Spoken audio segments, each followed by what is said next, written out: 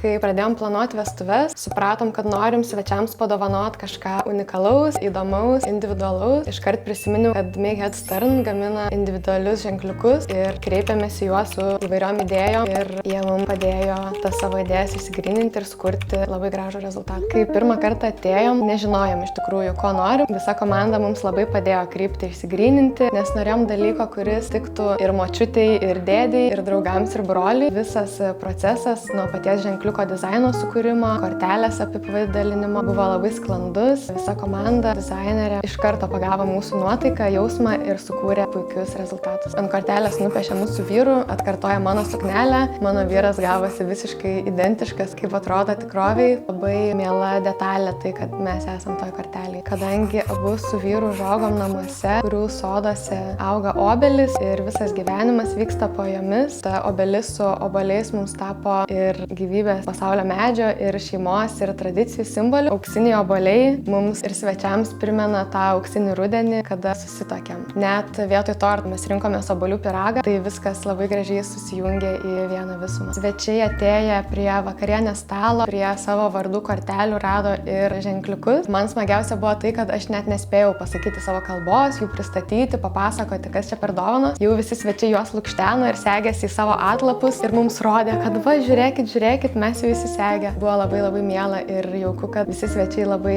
įvertino ir pajuto tą šilumą, kurią norėjom perduoti. Dabar dar susitikus jie vis sako, kokia gera idėja, kaip gerai sugalvojo. Labai rekomenduojam rinktis tokį unikalų sprendimą ir jeigu kartotume vestuves, tai tikrai kartotume ir ženkliukus.